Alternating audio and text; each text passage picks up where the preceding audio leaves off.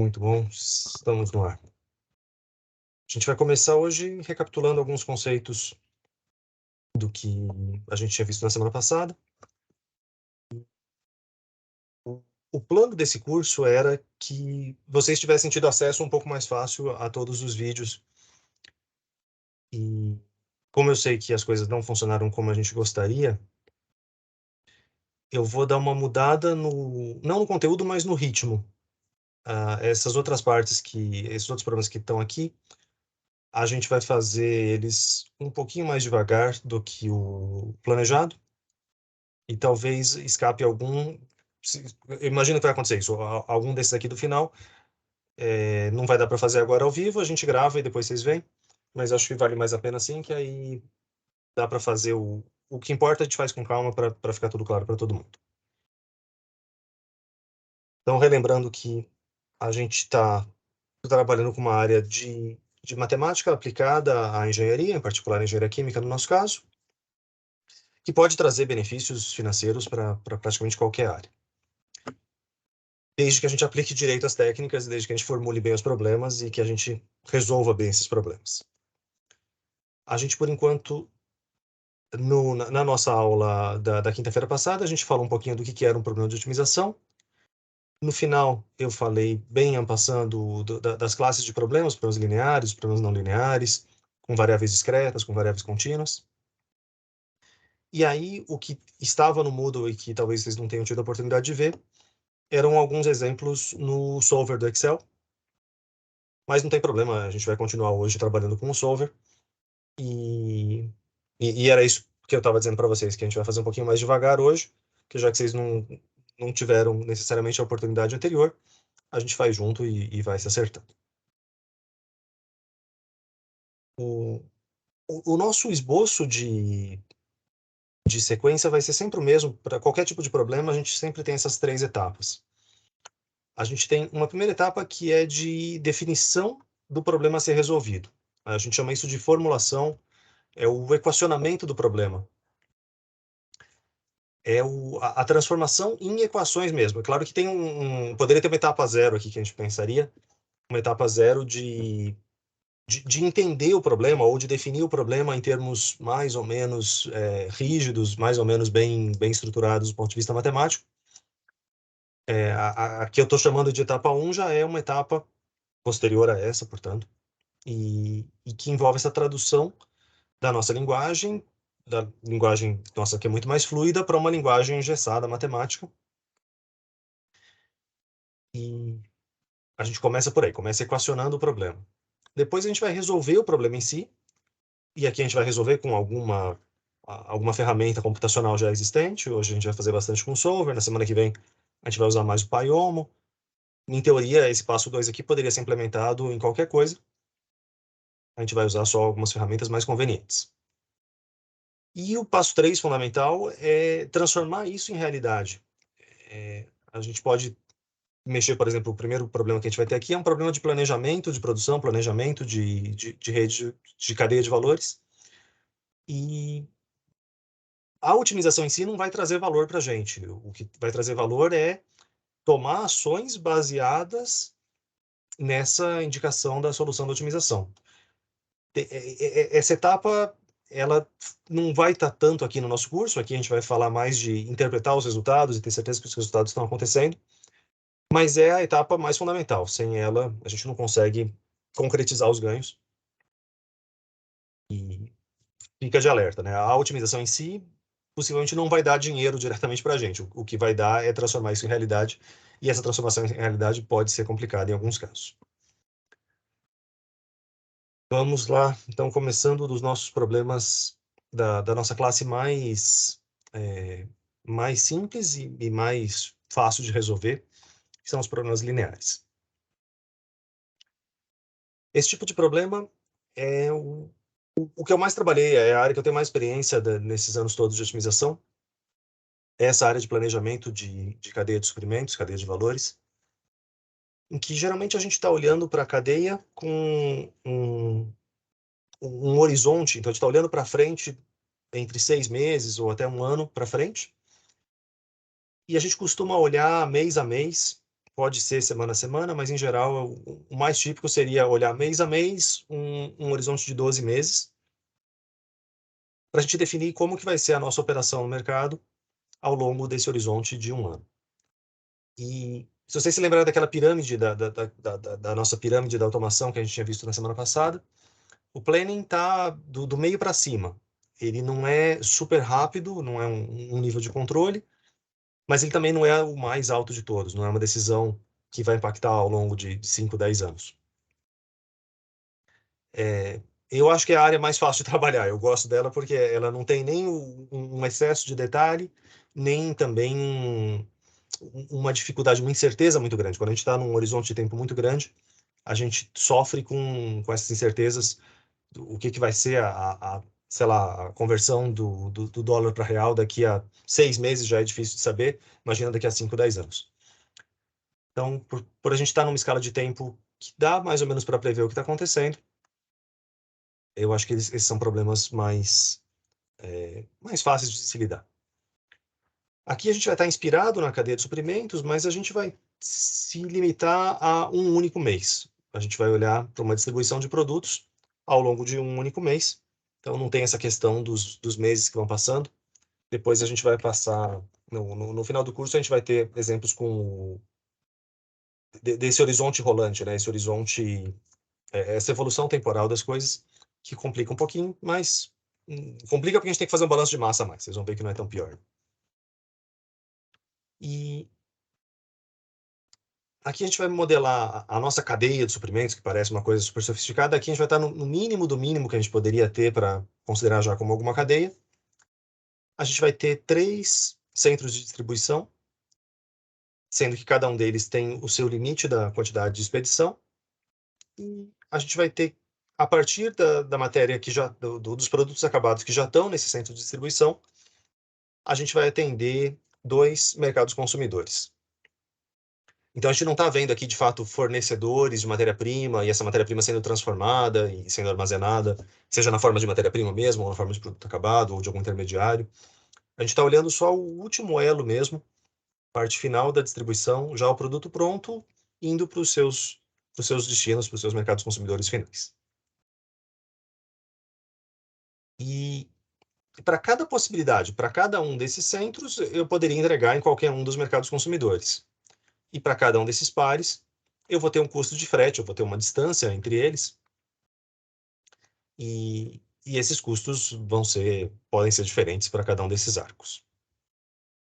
Se a gente for representar isso de uma forma um pouquinho mais gráfica, a gente poderia pensar nos nossos 3 centros de distribuição. Então, o A1, A2 e A3 é armazém 1, armazém 2, armazém 3. E aqui com quantidades absolutamente fictícias e ridiculamente pequenas, cada um deles limitados a 40 toneladas, 40 toneladas e 20 toneladas para o terceiro. Isso é o quanto que pode sair no total de cada um desses armazéns. A gente pode pensar como sendo o quanto de produto acabado que já está lá, né? Poderia ser interpretado em termos do estoque. Eu não estou chamando de estoque porque, como a gente vai ver depois, alguma coisa que realmente tenha um estoque, que tenha uma dinâmica desse estoque, esse estoque variando no tempo. Então é por isso que aqui a gente está pensando em o quanto que eu consigo tirar de produto de cada um desses armazéns. E a partir desses 3 armazéns, eu tenho que satisfazer uma demanda, eu tenho que entregar 40 toneladas para um certo mercado, para um certo consumidor, e eu tenho que entregar 60 toneladas para o nosso segundo consumidor. E aqui, antes de fazer qualquer coisa de otimização, a gente pode só fazer uma análise se as coisas estão parando em pé. A gente tem uma capacidade total de expedição de 80 a 100 toneladas, que pode satisfazer uma demanda de 100 toneladas. Então aqui está tudo casado direitinho. Vocês podem imaginar que na prática, em geral, não é isso que acontece. É muito comum a gente ter situações em que ou o comercial vendeu demais, ou me engargalou a produção por qualquer motivo, mas é muito comum a gente ter essa discrepância entre o quanto eu gostaria de atender e o quanto eu consigo realmente atender. Mas nesse primeiro problema, a gente vai começar admitindo que a gente vai conseguir atender exatamente o que precisa. Depois a gente complica com essas situações que podem não ser viáveis. A gente Deixa eu só anotar aqui uma coisinha para lembrar de fazer depois. Se a minha caneta funcionasse, tudo seria mais fácil.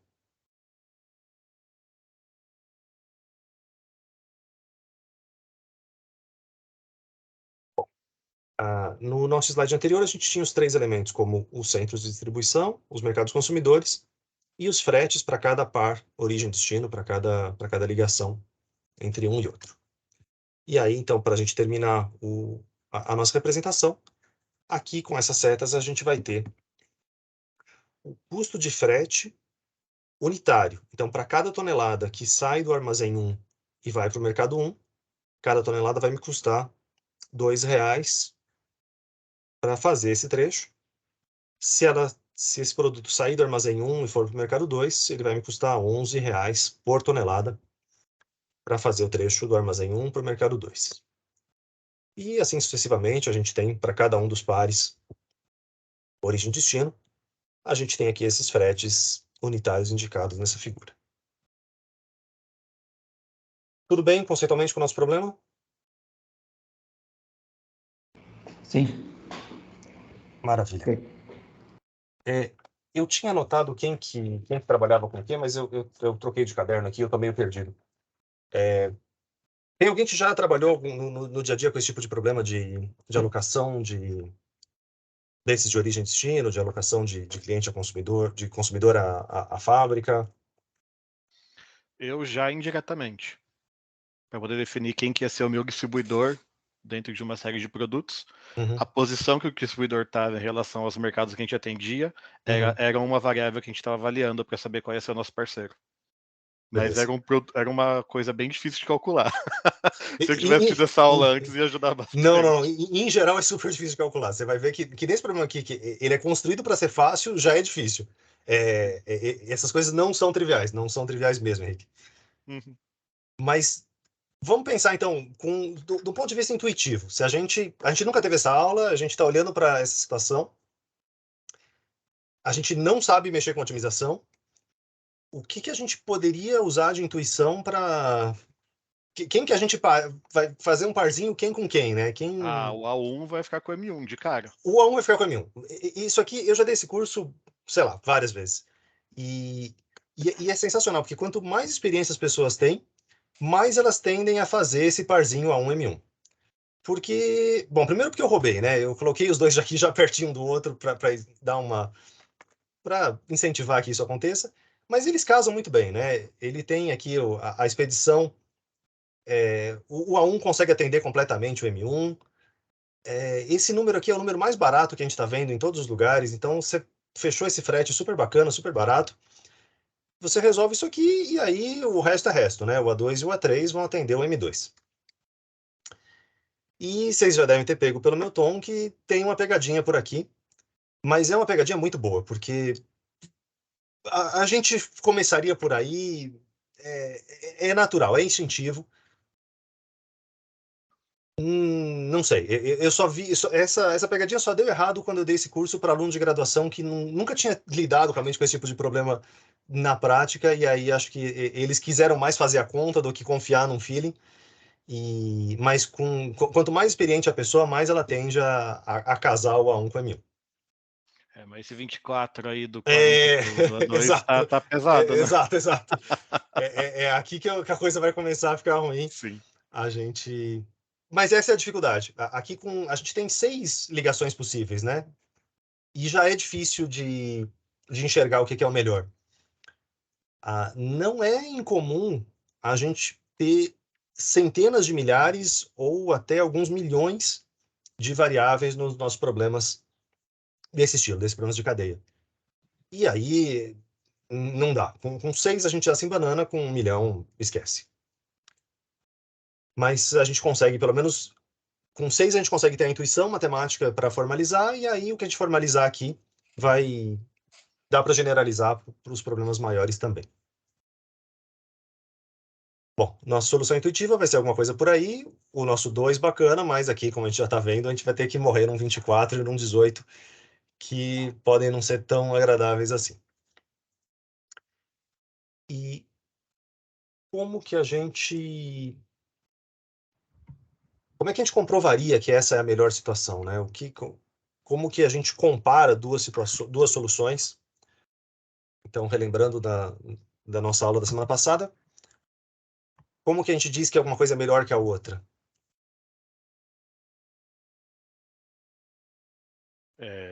Pega uma função que a gente quer minimizar, descreve ela, Isso. depois deriva igual a zero. A gente não, essa aqui quase daria para derivar igual a zero. Quase daria. Mas a gente vai ver que não tem uns enroscos antes de derivar igual a zero, tem uns enroscos. Uhum. Mas fundamentalmente é esse conceito. Então a gente precisa definir uma métrica, a gente precisa definir uma função objetivo que vai ser a comparação dessa solução que a gente inventou com as outras soluções possíveis. A gente precisa definir uma métrica. E o que a gente está querendo minimizar no total? Qual que é o nosso objetivo geral aqui nesse problema?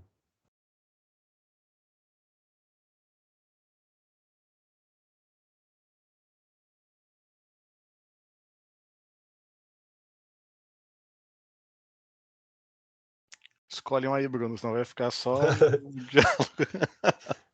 Pergunta para alguém, pode por Carlos. Carlos, o que você acha? Minimizar o custo total, né? Minimizar o custo total, beleza, muito bom. Então, já que o Henrique deu a sugestão da gente fazer... Eu gostava de fazer isso, quando eu dava aula na graduação também, eu gostava de pegar a lista de chamada e ir chamando os alunos pela ordem alfabética. O pessoal odiava completamente isso. Depois de uns anos eu parei, porque não funcionava tão bem quanto... Na minha cabeça funcionava excelentemente, porque, mano, todo mundo responde uma vez, é democrático, se você errar não tem absolutamente nenhum problema, a gente tá aqui entre amigos, a gente tá se divertindo. Então, eu acho que essas coisas são muito mais democráticas do que deveriam ser. O pessoal às vezes tem um pouco de receio. Estamos entre amigos, estamos realmente nos divertindo. Então, qualquer coisa que vocês falarem está bem-vinda, pessoal. Resposta do Carlos, perfeita, a gente vai minimizar o custo total. Agora, já que o Henrique te colocou como voluntário, Carlos, como é que a gente escreve esse custo total? Porque, tudo bem, o custo total está meio claro, mas escrever o custo total é a hora que as coisas começam a ficar um pouco mais difíceis. Sem dúvida. Bom, ele vai ser aí a soma dos produtos, a quantidade entregue em cada mercado pelo frete unitário ali. Isso. Então percebe que aqui a gente já tem que fazer uma distinção entre esses números que estão aqui no nosso slide, são parâmetros, são números que estão fixos e são esses custos unitários que vão continuar fixos o tempo inteiro. Exato. Mas a gente tem variáveis. Na nossa cabeça já fica claro que cada uma dessas ligações tem uma quantidade associada com essas ligações. Mas a gente precisa criar essas variáveis. Então, para cada um desses parzinhos, por exemplo, do A1 para o M1, a quantidade que está indo aqui nesse arco, a quantidade que está indo no próximo, a quantidade que está indo no próximo, essas quantidades é que são as nossas variáveis. Exato. E aí, juntando as duas coisas, é que a gente vai conseguir formular o nosso problema. Muito bom. Então, a gente vai minimizar o frete total e a gente vai ter como variável essas quantidades transportadas em cada uma dessas pernas. Bom, vamos lá. O slide já estava aqui. Eu esqueci que o meu slide já falava das restrições, então vamos pensar junto aqui. O que a gente tem de restrição nas duas pontas? A gente tem uma restrição na ponta da saída e a gente tem uma restrição na ponta da chegada. Então, o total que está saindo do armazém 1 tem que ser menor do que 40 e, equivalentemente para os outros, o total que está saindo de cada um desses armazéns tem que ser menor do que a sua quantidade. E o total que está chegando em cada um dos mercados tem que ser igual à quantidade que está sendo pedida. Tudo bem? Então, a gente vai ter uma restrição de desigualdade por um lado e uma de igualdade por outro. Vocês conseguem imaginar por que uma delas é desigualdade e a outra é igualdade?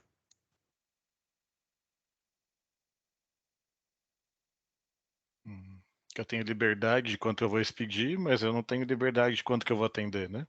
Tem que atender o que o pessoal pediu.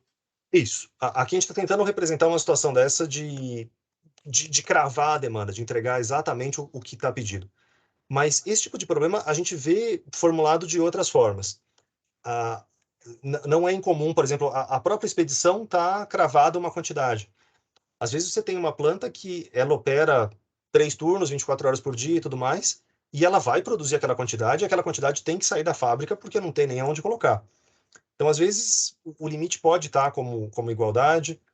Às vezes, a nossa demanda, a gente pode estar modelando uma demanda que é um mercado spot. Não é um contrato que você já fechou, como seria o caso aqui, mas é do tipo, nesse mercado aqui eu consigo vender até X toneladas, até quantidade X, o mercado absorveria. Então, a gente pode ter formulações em que esses sinais aqui estão trocados. O meu intuito aqui foi simplesmente de que a gente brincasse um pouco, que tivesse uma restrição de desigualdade e uma de igualdade. Mas nesse probleminha aqui, daria até para trocar os sinais e fazer com coisas diferentes, sem que não mudaria muito a solução. Tá. Então, desigualdades ali em cima, igualdades aqui embaixo, porque eu quis assim, mas não precisaria ser. Vamos lá. Então, vamos escrever os nossos problemas. O meu jeito, eu, Bruno, meu jeito de trabalhar com esse tipo de problema. Eu gosto de fazer isso no papel. Eu sou meio old school nessas coisas e, apesar de a gente estar fazendo técnicas computacionais e tudo mais, eu não consigo formular esse tipo de problema direto no Excel ou direto numa outra linguagem de programação. Eu acho que é fundamental você ter uma etapa de pegar um papel, pegar uma caneta e escrever quais são suas variáveis e quais são suas equações. Meu jeito não é o único, vocês podem seguir por outros caminhos, mas eu acho que fica mais fácil, nessa etapa de papel e caneta, é mais fácil a gente mudar de ideia de qual que vai ser a minha variável, do que são os meus parâmetros, o que eu vou precisar. Então é por isso que nos nossos exercícios, em geral, eu vou estar resolvendo essa etapa de formulação, escrevendo mesmo, escrevendo na mão o que eu pretendo resolver. E eu acho que assim separa melhor aqueles passos 1 e 2, o passo de formulação do problema e o passo de implementação do problema na ferramenta computacional. Eu gosto mais de separar os dois, porque a gente pode fazer besteira em qualquer um dos dois. E eu acho que separando eles fica mais fácil de você compartilhar o seu trabalho com os colegas, de alguém te apontar algum erro, você mesmo revisar o seu trabalho separado. Então, minha sugestão é essa de fazer as formulações dessa forma separada. Se você não quiser fazer no papel e caneta, faz num Word, pelo menos, mas faz num lugar que não tem a ver com o seu cálculo. Faz numa caixa de areia para você pensar nas equações e depois a gente vai cuidar de implementar de fato elas. A gente aqui vai ter 6 variáveis, né? Para cada um daqueles arcos, para cada um daqueles pares origem e destino. É o que eu estou representando aqui com Q de quantidade, quantidade que sai do A1 e chega no M1, quantidade que sai do A1 e chega no M2, sai do A2 e chega no M1, enfim, todos os pares possíveis, essas quantidades. É claro que a gente podia ter chamado isso aqui de x1, x2 até x6, mas eu acho que é sempre melhor a gente ter nomes descritivos. Se eu chamasse de x1 até x6, mais cedo ou mais tarde vai falar, o x4 era o quê mesmo? Qual que era o par dele de origem e destino? É, eu gosto desses nomes que me contam alguma história. Então, os nomes das variáveis já estão explicando que é a quantidade daquele arco. Isso vai facilitar para a gente.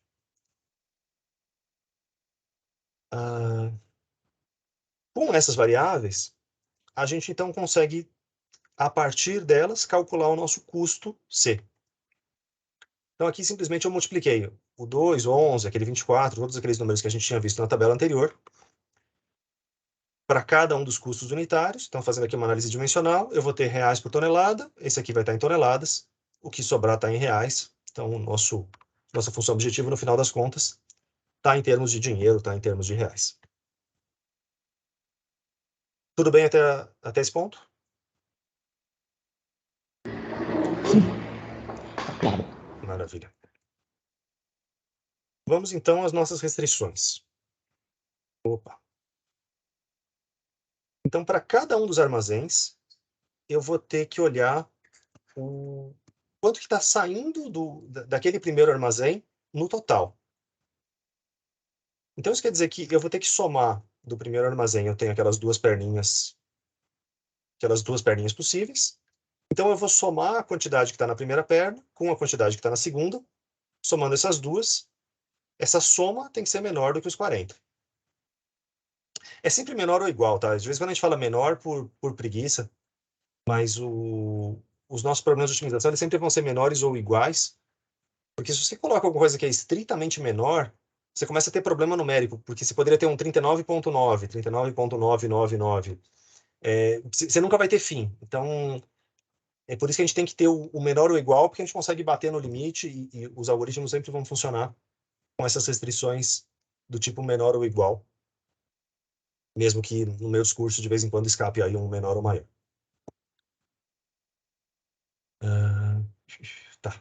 Do armazém 1, a gente vai somar as duas quantidades que saem dele. E a mesma coisa vai ser válida para os outros. Do armazém 2, as duas quantidades que saem dele. Do armazém 3, as duas quantidades que saem dele. Só que para cada armazém eu vou ter o seu limite diferente, né? Então, dos primeiros era 40, mas para o armazém 3 é menorzinho, o limite dele é diferente, o limite dele é 20. Então é por isso que a gente tem esse menor ou igual a 20 do lado de cá. Muito bem. E aí, uma vez que a gente viu isso aqui, como é que ficaria a restrição das demandas? A gente vai somar para cada um dos mercados, a gente vai somar todo mundo que está entrando. Então, para o mercado 1, a gente vai somar as 3 pernas entrando. No mercado 2, a gente vai somar as 3 pernas entrando nele também. Tudo bem? Uhum. Beleza. Então, também o mesmo conceito. Cada mercado vai ter a sua demanda, por isso que aqui o nosso lado direito da equação vai variar. Mas eu estou somando todo mundo que entra no mercado 1, somando todo mundo que entra no mercado 2. E aí as coisas funcionaram.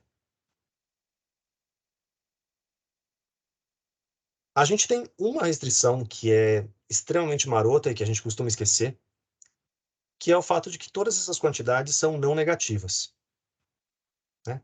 É óbvio para a gente que tem que ser, todo mundo aqui tem que ser maior ou igual a zero. Mas é super comum a gente esquecer de falar isso para o nosso problema, e com isso a gente vai ter alguns impactos. Eu vou demonstrar esse tipo de problema agora que a gente for passar para o nosso solver do Excel.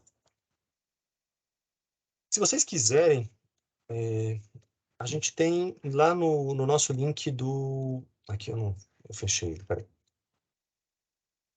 No nosso link do Google Drive, tem esse arquivo aqui, exercícios vivo 2, que já tem a nossa formulação. Então, se vocês quiserem pegar ele para deixar aí de colinha, ele vai ter exatamente essa mesma formulação que a gente acabou de escrever. E aí a gente vocês podem dar uma consultada em alguma coisa se esquecer, especialmente esses parâmetros, às vezes são um pouco confusos. Ótimo. Mas eu também sugiro que vocês abram aquele o arquivo do Excel que eu mandei, esse é fundamental, esse não dá para fugir. Aqui os parâmetros já estão copiados, então a gente se poupa desse trabalho de copiar e colar. Mas procurem por aí os seus arquivos do Excel.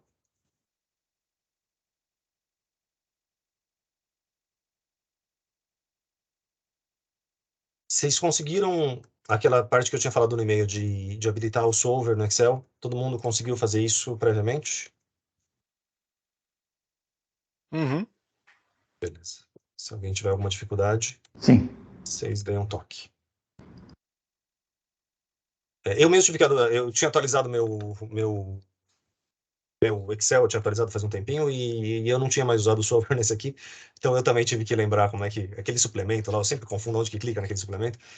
Hoje também tive que fazer isso nesse computador. Muito bem. Então a gente vai usar o solver, mas para usar o solver, ele tem uma certa construção da planilha. O solver não funciona sozinho. A gente tem que criar a nossa planilha, descrever algumas coisas na nossa planilha e depois a gente vai informar o solver de como é que a gente continua. Eu estou usando esse código de cores para simplificar essa separação entre o laranja, que é o parâmetro, é o número que já está dado, o número que não vai mudar, o número que é cravado na pedra, o nosso azul vão ser os graus de liberdade, vão ser as variáveis que o Excel pode mexer, pode trocar. Graus de liberdade aqui talvez não seja nem a palavra mais precisa, né? Aqui, eu acabei de perceber que isso aqui, variáveis de decisão é o nome mais correto, porque a gente tem 6 variáveis aqui no total, né? Essas 6 células são 6 variáveis, mas se a gente olhar para o nosso equacionamento, a gente tem 6 variáveis, mas a gente tem 2 restrições de igualdade. Então, essas 2 restrições de igualdade vão me tirar 2 graus de liberdade. No fundo, vão me sobrar só 4 graus de liberdade. Então, nem todo mundo era grau de liberdade. Às vezes a gente acaba usando os termos meio incorretamente, mas aqui está mais bonitinho agora como variável de decisão. É o termo mais preciso. E o que está em verde são variáveis auxiliares. Elas são variáveis porque eu não sei, a priori, quanto que eu vou tirar do armazém 1. Eu vou tirar realmente as 40 toneladas dele? Nesse caso, vai precisar, porque eu tenho que tirar 100 para entregar 100, então eu vou precisar que todos os armazéns operem no topo da sua capacidade. Mas, numa situação geral, não necessariamente seria o caso. Então, a quantidade total que o armazém 1 está enviando é uma variável indireta. No Excel, a gente tem que tomar esse cuidado, de que a gente vai pedir para que ele varie as quantidades. Então, essas que estão em azul vai ser o próprio solver que vai variar. As que estão em verde vão ser consequência. A partir das que estão em azul, a gente vai calcular o que está em verde. Então, especificamente aqui, nessa matriz aqui, cada combinação de linha e coluna vai me dar origem e destino. Então, o quanto que saiu do armazém 1 para o mercado 1, o quanto que saiu do armazém 1 para o mercado 2. E o total enviado do armazém 1 vai ser a soma dessas 2 colunas. Estamos de acordo? Esse aqui tem que ser. Certo. Tá. Por enquanto, isso aqui não é nenhuma... A gente ainda não está nem implementando nenhuma das restrições mesmo do nosso problema. A gente está implementando esse pedacinho aqui, né? A gente está somando o quanto que saiu do A1 para o M1, o quanto que saiu do A1 para o M2. Então, eu estou simplesmente juntando esses 2 valores numa outra célula. E aí, posteriormente, eu vou ter que falar que essa soma é menor do que o 40. Então, esse valor aqui é menor ou igual ao 40. Mas, por enquanto, a gente ainda não chegou lá. A gente só somou aqui para dizer o total que saiu do A1. E mesma coisa para os outros 2. Certo? Só arrastar ali que a gente vai ter os lados esquerdos aqui das equações. Beleza. Do ponto de vista do contrário, né? Do ponto de vista do mercado, o total que está sendo entregue no mercado vai ser a soma de todo mundo que está chegando nele. Vai ser a soma desses 3 que estão aqui em cima. Então, isso aqui vai ser a soma... certo? A1 mais A2 mais A3 vai ser o total que foi entregue no mercado 1. Ok. E também, idem, o mercado 1 e mercado 2, aqui é só arrastar que a gente vai ter a mesma coisa para o 2.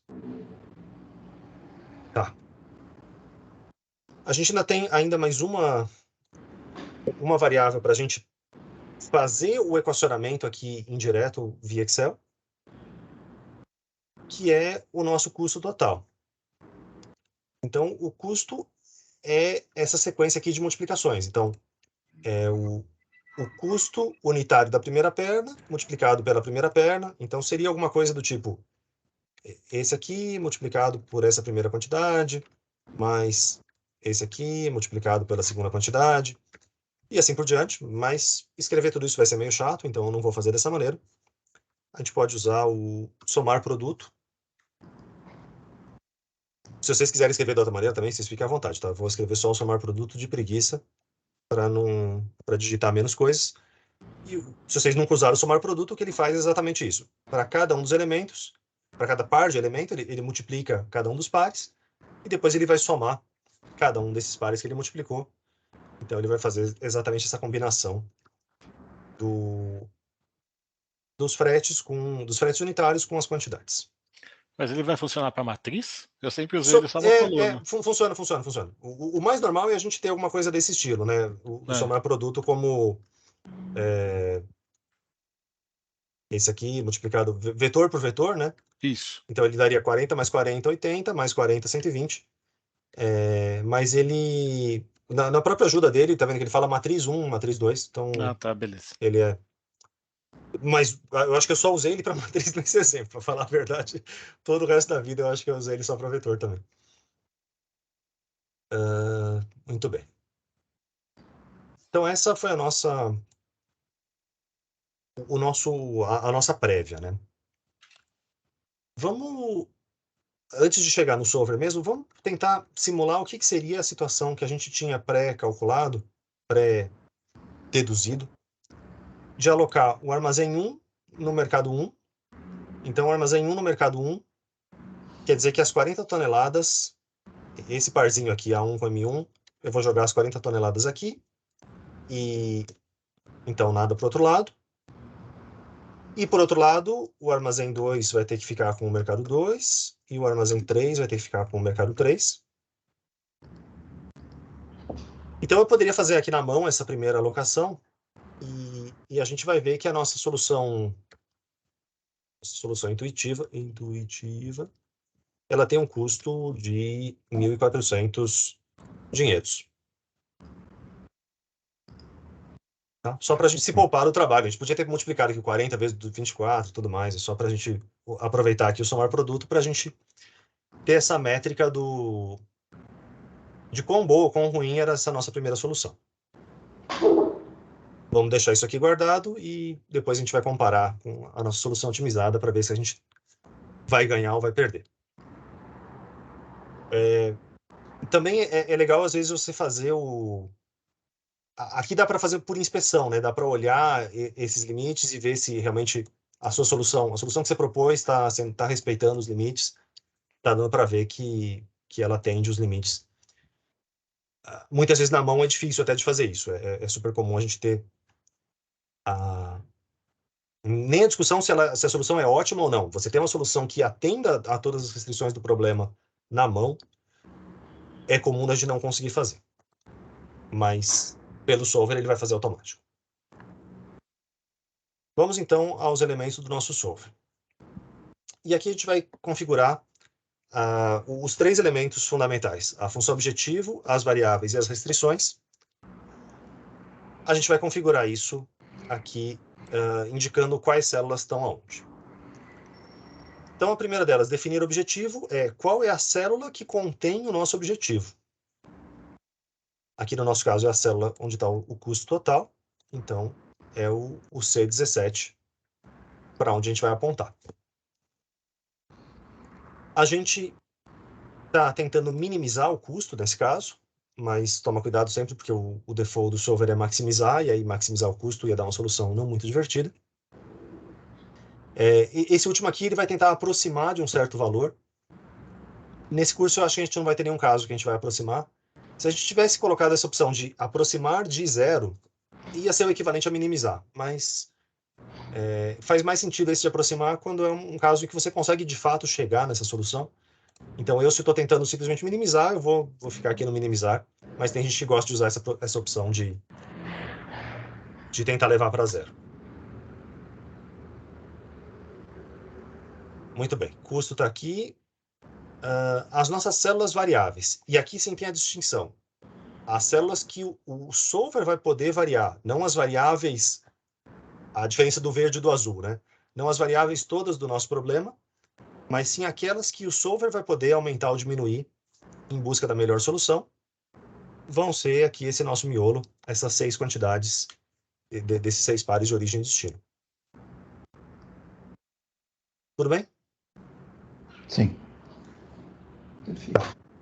E aí, nas restrições, a gente vai ter as 3 restrições de desigualdade e as 2 restrições de igualdade. Dá para colocar uma por uma. Daria para colocar uma, outra, depois uma e outra. Mas é mais fácil a gente fazer uma forma vetorial também aqui no solver. E já falar que todo esse vetor aqui que está em verde, todas essas 3 quantidades, tem que ser menor do que essas 3 quantidades. É que nem formatação condicional, né? A gente consegue fazer já um blocão de uma vez só, uma comparação de uma vez só. É esse tipo de lógica do Excel que a gente vai usar aqui. Então, eu vou falar que essas minhas 3 células, o meu total enviado por cada um dos armazéns, tem que ser menor ou igual. Aqui a gente pode trocar, conforme o tipo da restrição, a gente vai trocar esse sinal. A nossa primeira é, de fato, desigualdade para esse lado, né? Então, o total enviado é menor ou igual ao limite, de fato, da planta, a esse limite que está do lado de cá. Então, as 3 ali da esquerda são menores ou iguais às 3 da direita. E é isso. Eu vou clicar com OK, depois a gente podia fazer com o adicionar. Mas o OK faz com que a gente volte para o nosso menu, enquanto o adicionar a gente continuaria aqui nesse próprio. Então, na maioria das vezes é melhor usar o adicionar enquanto você ainda não terminou, né? Enquanto você está colocando mais restrições, você vai clicando no adicionar e dá o OK só no final, para também evitar a fadiga. Vamos então às nossas restrições de igualdade de demanda. Então, o total que está chegando em cada um dos mercados, isso aqui tem que ser exatamente igual ao quanto eu me comprometi a entregar em cada um deles. Então, essas duas têm que ser exatamente iguais a essas duas. Beleza. Aqui sim eu vou dar um OK, querendo dar um OK, porque eu terminei. Então, eu defini que eu estou minimizando o custo, eu estou variando as quantidades de cada arco, eu tenho uma restrição de igualdade na demanda, uma restrição de desigualdade na capacidade de expedição. E agora a gente pode clicar no resolver e tudo deveria funcionar bem. Aqui, às vezes a gente clica no OK sem nem ler, mas é bom pelo menos uma vez na vida a gente ler o que está escrito aqui. O solver encontrou uma solução. A gente vai fazer daqui a pouquinho um exemplo que não vai funcionar tão bem, ele vai convergir para algum ponto não tão bom. Mas aí ele tem um sinalzinho de alerta, então quando as coisas não funcionam tão bem, ele chama mais a nossa atenção, e aí a gente pode dar um OK e seguir em frente. O ruim de usar o solver é que essas células que eram as nossas variáveis, percebam que elas não estão como fórmula. Ela está com o valor que o solver calculou, e esse valor é colado em cima dessa célula. Então, as coisas não são dinâmicas. Se a gente mudar algum limite aqui, por exemplo, para 60, e achar que isso vai recalcular a nossa planilha automaticamente, não é o caso. Se mudar alguma condição de frete, a minha solução ótima pode mudar, mas o solver não faz esse link automático. Então, essa é a solução ótima que ele calculou na hora que eu cliquei para ele calcular, tá? Ele perde não está dinâmico. Ô, Bruno. Diga, Carlos. Só uma observação quanto a esse seu comentário. Eu uso o solver com alguma frequência aqui, às vezes para problemas simples, solução de sistemas de equações, nem otimização. Mas para não ter esse problema que você acabou de falar, de esquecer ou achar que está calculado e não está, eu sempre crio uma condição, uma formulinha aqui, de tal forma que ele me avise, ó, solver OK, ou rodar o solver, entendeu? Se a planilha, em função da célula, você vê se alguma célula mudou, é isso? Exatamente, porque isso, você falou, acontece mesmo. Acontece mesmo. Então, é uma boa dica você ter alguma coisa que te alerta para esse tipo de situação. Ou às vezes você paga o preço de, na dúvida, roda de novo, sabe? Se você está começando a duvidar, vai ser rápido, os problemas que a gente vai resolver aqui no Excel são pequenos, então, se você duvidou, manda clicar de novo e manda rodar de novo, que é mais seguro. É isso aí. Beleza. Então, a nossa solução calculada pelo solver, ela é diferente da solução que a gente tinha tido a intuição. Ela trocou, né, o nosso armazém 1. Na verdade, o armazém 1 está entregando para o mercado 2. Eu vou tentar projetar os dois ao mesmo tempo. Então, o nosso armazém 1 na verdade, vai ficar com o mercado 2. O armazém 2 é que vai se responsabilizar pelo mercado 1 inteiro. Então, aqui, o 2 vai fugir daquele 24, ele vai pegar esse 12 e fugir do 24. E aí, o 3 precisa fechar o balanço. O 3 vai pagar o preço mais caro. Entre os dois, ele vai pagar o preço mais caro. O 1 também vai pagar o preço mais caro. Mas tudo isso vai permitir com que a gente evite esse custo de frete que era o maior de todos que a gente tinha. É isso. Não era trivial. Quando você bate o olho no problema, não sei onde é que estaria a solução. E aqui a gente está enxergando todos os ramos possíveis. Vocês imaginam no caso maior. Em todo caso, a gente tem essa... É muito fácil da gente comparar as duas situações. Eu gosto da otimização porque não tem espaço, especialmente quando você tem um chefe meio mala, que o seu chefe mala sempre tem aquelas ideias, não, faz aqui da minha cabeça, faz por tal caminho que vai ser melhor. Aqui você compara, você fala, olha, o caminho A vai ser de tal situação, o caminho B vai ser com tal situação. O nosso modelo está dizendo que o seu caminho é pior. Então, você tem uma métrica clara que indica alguma coisa. É claro que é uma métrica, é um modelo, então às vezes o teu chefe que parece chato a princípio, ele pode ter uma intuição que está indo além do que o modelo está calculando. Também tem que respeitar os chefes chatos. Eles podem ter razão, mas ajuda bastante a dirimir essas dúvidas por a gente ter um número concreto. E confiram sempre a solução de vocês, tá? Confiram realmente se as restrições estão sendo respeitadas, se apareceu algum número absurdo. Não é incomum a gente esquecer algum detalhezinho e acabar caindo numa solução que não faz o menor sentido. Por exemplo, nesse problema acontecia muito nas versões antigas do Solver. Essa caixinha aqui do tornar variáveis irrestritas não negativas. O que isso quer dizer? Se eu não falei nada a respeito de uma célula, por exemplo, todas as minhas células que estão aqui em azul, eu não coloquei nenhum limite diretamente nelas. Essas células ficaram irrestritas e o solver automaticamente impediu que elas ficassem negativas. Então, marcar essa célula é equivalente àquela nossa última restrição de falar que cada uma das quantidades tem que ser maior ou igual a zero. É essa caixinha que está fazendo esse truque. E aí, antigamente, acho que no Excel, não sei se foi em 2003, 2007 que eles mudaram isso, mas antigamente isso não vinha habilitado por default. E aí acontecia uma coisa muito bacana. Na hora que você resolvia esse problema dessa forma, eu posso variar qualquer uma dessas, eu tenho que respeitar essas restrições, mas o nosso solver aqui deu um alerta, ele deu um aviso de que as coisas não convergiram. O solver pode tornar a célula de objetivo tão grande ou pequena, que é o nosso caso, né, que a gente está minimizando, quanto desejar.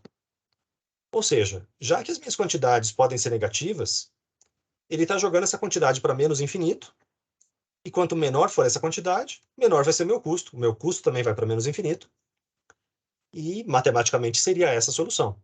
Só que isso não... Primeiro que o nosso algoritmo não vai nem parar, porque ele vai diminuindo, diminuindo sem chegar no fim. E segundo que, do ponto de vista da física do problema, da engenharia do problema, não faz sentido ter uma entrega negativa. Às vezes a gente vai ter variáveis que são negativas sim. Então toma cuidado com essa caixinha que por default está sempre marcada. Normalmente a gente vai querer marcar ela mesmo, mas às vezes não.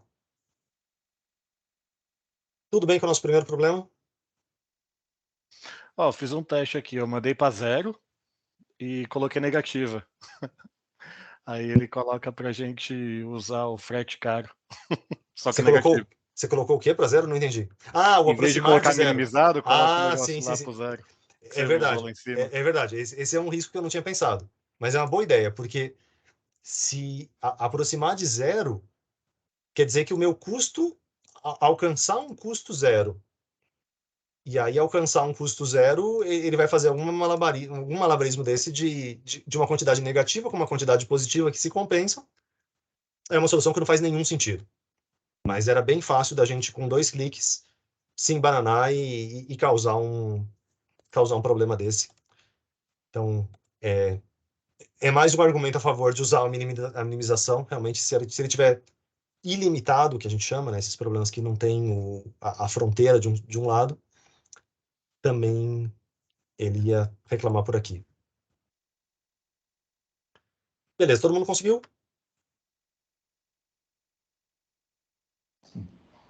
Sim. Maravilha. Tá. Vamos fechar esse problema com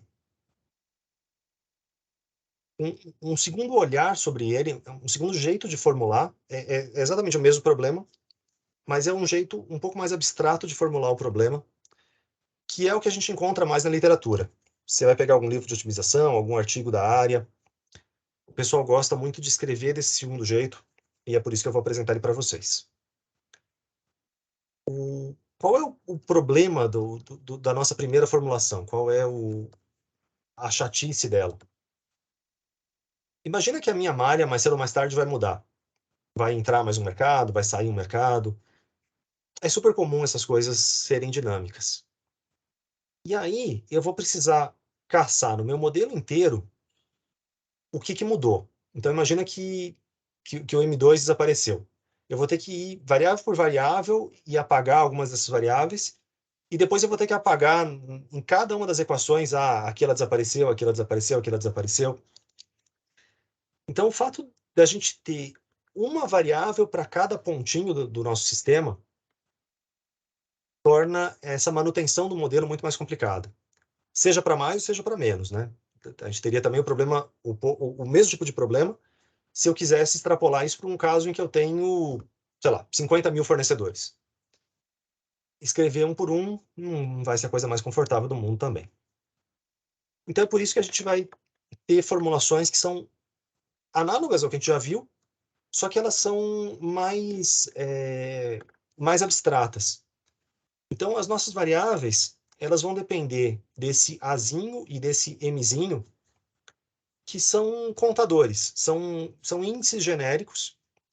Então, o Azinho, ele representa qualquer um dos armazéns. O armazém A1, o armazém A2, o armazém A3. Ele representa todo o conjunto de armazéns ao mesmo tempo, enquanto o M representa o conjunto de mercados, todos eles ao mesmo tempo. Na semana que vem, que a gente vai trabalhar com o Paiomo, a gente precisa desse tipo de notação. A gente precisa declarar um conjunto, e aí a gente vai falar que a nossa variável ela tem valores para cada um dos elementos daquele conjunto. E isso acaba simplificando, então, a nossa atividade de escrita. Só que aí, ler as equações demanda um pouquinho mais de atenção. Elas ficam mais enxutinhas, né? Então, comparando com a equação que a gente tinha aqui anteriormente, essa nossa equação, que tinha todo esse monte de termos de cada um dos produtos, do frete, pela quantidade, a gente consegue formulações mais enxutas. Mas aí elas ficam um pouquinho mais difíceis de ler, porque elas vão envolver somatórios. Então, esse somatório aqui, a gente está variando, a gente está somando para todos os armazéns e todos os mercados esses produtos. Então, a ideia é exatamente igual a do somar produto. Cada um dos produtos respectivos, e aí eu vou somar todo mundo no final. Esse meu Fzinho é o custo de frete. Aqui também é chatice minha, vocês não são obrigados a fazer dessa forma, mas é um caminho que eu gosto, que é de... Eu não sei por que eu não tô... Tá me incomodando aqui a barra de... Não tá aparecendo tudo. Voltando. Então, a convenção que eu gosto de usar é de usar letras maiúsculas para as variáveis e letras minúsculas para os parâmetros. Isso parece coisa de maluco, mas isso tem a grande vantagem de indicar para a gente claramente se eu tenho um modelo linear ou um modelo não linear. Então, lembrando que aqui eu tenho um produto de um número por uma variável. É 2 vezes x mais 10 vezes y. Então, aqui eu tenho uma situação que está completamente linear, porque é esse produto desse jeito. Se eu tivesse um produto de uma variável por outra variável, eu teria um modelo não linear, eu teria um modelo de resolução mais complicado. E aqui o nosso problema já está, se a gente está usando essa convenção, ele indica para a gente onde estão essas não linearidades. De novo, é uma coisa que eu vou tentar fazer nesses pontos, é uma coisa que eu tento fazer no meu dia a dia, mas que de vez em quando a gente pode escapar. Por exemplo, você tem uma temperatura. Se eu tenho uma temperatura, eu vou chamar de T minúsculo vai me dar mais ideia de tempo do que de temperatura. Então, pode valer a pena, mesmo que se a tua temperatura é um parâmetro, talvez você continue chamando ela de T maiúsculo, porque é para fazer sentido por outros motivos, tá? Então, não é uma convenção obrigatória, mas, na medida do possível, a gente vai tentar seguir ela. E a gente vai ter as mesmas coisas para as restrições. A gente vai ter restrições desse estilo também. E aqui a gente tem que tomar um pouquinho mais de cuidado com os índices, porque nessa primeira formulação, a gente está somando para todos os pares possíveis, para todas as quantidades e todos os fretes, vai fazer todos os pares possíveis e somar todo mundo. Mas quando a gente tem a restrição do limite máximo de expedição, para um dado armazém, então, imagina que o A está fixo, para um A fixo, eu vou variar todos os mercados. Isso quer dizer, graficamente, então, para um armazém fixo, eu preciso somar todos os mercados. Então, eu só estou somando, o meu índice só está variando nos mercados. E o resultado dessa conta é o total que saiu do armazém A. É por isso que o lado direito da equação também vai depender desse Azinho, porque aí vai ser a capacidade do armazém A. Então, aqui esse M vai estar variando para M1 e M2, vai estar realmente percorrendo todo mundo, mas o a gente tem que entender isso como sendo um armazém de cada vez, e não... Eles vão ter que variar em algum momento, ou seja, a gente vai ter que escrever essa restrição para o armazém 1, para o armazém 2 e para o armazém 3. Mas, em geral, vão ser os nossos programas. O Excel não vai fazer isso, claro, mas quando a gente tiver programas mais avançados, vão ser eles que vão fazer esse loop de variar cada um dos armazéns, mas e não a gente. E aí que vai estar a vantagem da gente não ter que escrever 3 vezes, a gente só vai declarar genericamente e mandar variar. Tudo bem com essa equação, com esses símbolos, com esses somatórios? Sim. Beleza. Semana passada a gente matou a saudade das aulas de cálculo 1, né, de derivar igual a zero. Esse aqui é para matar a saudade das aulas de cálculo 2, de quando a gente tinha integral dupla, né, integral numa superfície. Se a gente tiver uma função de duas variáveis e a gente integrar em uma variável só, então a gente está somando aqui, mas a soma é a integral, né? Se eu estiver integrando em uma variável só, eu vou continuar sendo função da outra, né? Compara com esse caso aqui. Se eu tenho uma função de x e y e eu quero chegar na área daquela superfície, eu vou ter que integrar em x, integrar em dx, integrar em dy. Eu precisaria ter duas integrais e um dx e um dy, integrar nas duas direções, para que tudo isso desse um único valor, um valor de área. Aqui eu só tenho uma integral, só estou integrando em uma variável, então eu integrei em m, o m vai desaparecer, mas continua sendo função da outra variável. Então, pode ajudar vocês a entender esse tipo de coisa. Essa soma vai fazer desaparecer o índice que a gente está somando, mas o outro vai possivelmente continuar variável ainda. Beleza. Então, isso aqui é só que esse parâmetrozinho CAP, em minúsculo, é a capacidade de expedição. E a gente teria a mesma coisa, só que invertido, né? Então, aqui eu estou somando para todos os armazéns, para cada um dos mercados. Então, o que está variando são os pontos de origem, o ponto de chegada que está fixo, e DEM é a demanda daquele mercado, também vai estar fixo. Esse seria o jeito de escrever dessa forma mais abreviada e mais abstrata. Tudo bem?